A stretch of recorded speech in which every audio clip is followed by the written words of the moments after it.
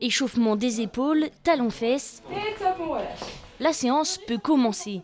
Philippe est arrivé dans ce groupe en juillet 2023 sur conseil de son médecin.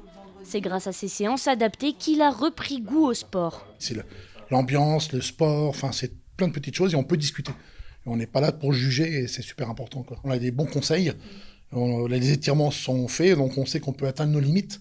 Et ça c'est important, je sais que maintenant je peux faire des choses que j'aurais pas pu faire avant ou j'avais peur de faire. Avec des groupes de 4 personnes maximum, chacun peut pratiquer une activité physique en fonction de ses capacités. Le rythme, déjà, on va faire plus de pauses. Il y a le matériel, là, le badminton, comme je disais, on va le faire avec un ballon de baudruche. Puis voilà, c'est comme ça qu'on adapte, c'est vraiment en fonction aussi du ressenti des personnes et puis en fonction de ce qu'ils peuvent faire.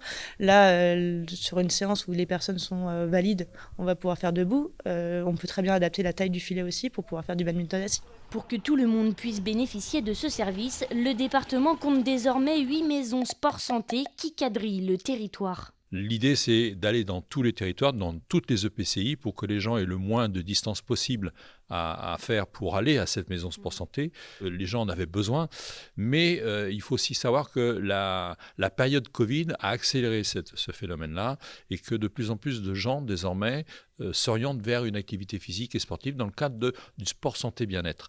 Et les médecins ont pris conscience de ça aussi et de plus en plus préconisent à des patients la pratique d'une activité physique. Et si certains, à l'image de Philippe, ont pris l'habitude de venir ici, le but final est surtout de continuer à l'extérieur. Du Longe-Côte au basket, la Vendée compte de nombreuses structures qui proposent du sport adapté. On essaye de leur trouver un chemin qui leur permet d'arriver dans des activités à plus long cours et vraiment de pérenniser leurs activités dans le temps pour que ça devienne vraiment un mode de vie, une hygiène de vie. Bouger, c'est un peu le maître mot. Si c'est du sport et que la personne elle prend beaucoup de plaisir à le faire, tant mieux. Mais par contre, si c'est d'autres manières de bouger, ce sera toujours aussi bon pour sa santé. Et c'est ça qui est aussi important. L'OMS recommande au moins 150 minutes d'activité physique par semaine pour être bien dans ses baskets.